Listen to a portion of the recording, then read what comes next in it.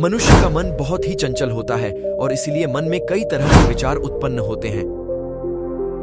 क्षण भर में ही व्यक्ति का मन कई चीजों को सोचने लगता है। इसलिए तो कहा जाता है कि मन को काबू करना आसान नहीं। लेकिन गौतम बुद्ध मन को नियंत्रित करने के आयामों के बारे में भी बता चुके हैं। मन में विचारों का आना गलत नहीं है कि लेकिन मुश्किल तब हो जाती है या विचार ऐसी परिस्थिति में गलत होते हैं जब मन में अश्लील विचार आते हैं। कभी कभी तो ना चाहने के बावजूद भी मन में अश्लील विचार आते हैं। अगर आपके मन में भी ऐसे विचार आते हैं तो गौतम बुद्ध की इस कहानी से आपके विचारों में जरूर बदलाव आएगा। बुद्ध अपने भिक्षुओं को उपदेश देने के साथ ही उन्हें भिक्षाटन के लिए भेजते थे। एक बार उन्होंने अपने भिक्षु भरत को भिक्षा लेने के लिए एक श्राविका के घर भेजा।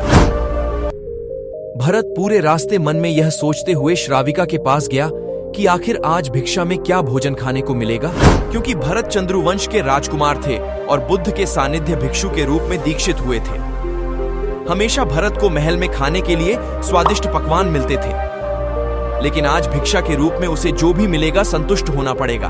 श्राविका के घर पहुंचकर भरत ने भिक्षा मांगी। श्राविका ने भरत को बैठने के लिए कहा और भोजन लाने के लिए घर के भीतर चली गई।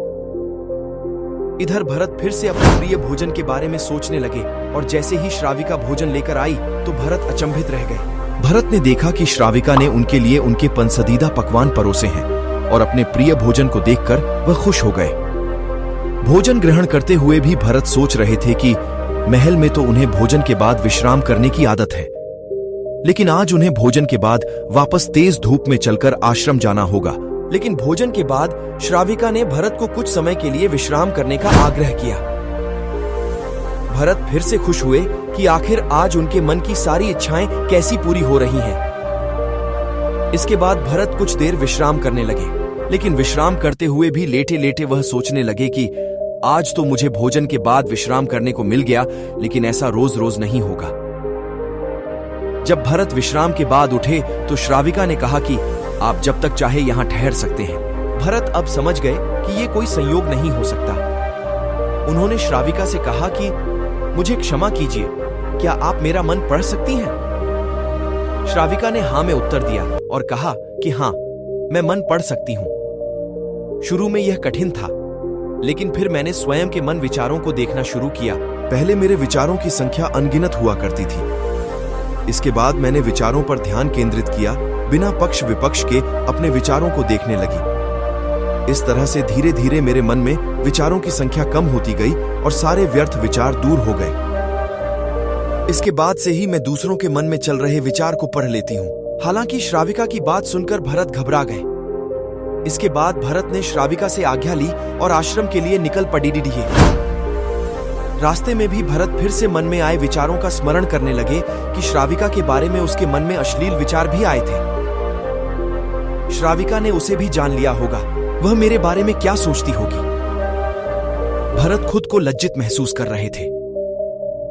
भरत ने आश्रम पहुंचकर गौतम बुद्ध से कहा कि अब मैं कभी भिक्षाटन के लिए नहीं जाऊंगा।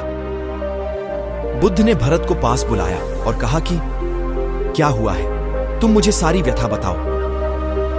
भरत ने सारी बातें बुद्ध को बताई। इसके बाद बुद्ध ने कहा कि अगले 1 हफ्ते तक तुम भिक्षाटन के लिए उसी श्राविका के घर पर जाओगे, लेकिन तुम्हें इस बात का ध्यान रखना होगा कि कल भिक्षाटन के लिए जाते हुए तुम अपने चित्त को पूरे होश में रखना। तुम्हारे भीतर क्या विचार उठे उन पर ध्यान केंद्रित करना, और यह भी ध्यान रखना कि तुम्हारे मन में कौन सी वासना उठ रही है। तुम कल इन सभी चीजों को ध्यान में रखकर जाना और इसके बाद मुझे वापस आकर बताना। अगले दिन भरत भिक्षाटन के लिए गए। बुद्ध के बताए अनुसार वह पूरे रास्ते अपने होश को जागृत रखते हुए चल रहे थे।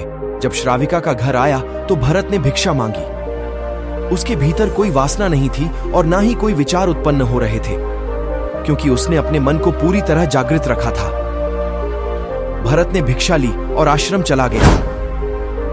भरत ने बुद्ध को प्रणाम किया और कहा कि आज उसे जिस आनंद की अनुभूति हुई वह पहले कभी नहीं हुई, क्योंकि भरत जब भिक्षा मांगने के लिए श्राविका के घर गया तो उसने उसके बारे में कुछ गलत या सही नहीं सोचा, क्योंकि भरत को पता था कि अगर वह उसके बारे में वह कुछ भी सोचेगा तो उसे पता चल जाएगा, और इस तरह भारत ने अपने मन पे कंट्रोल किया।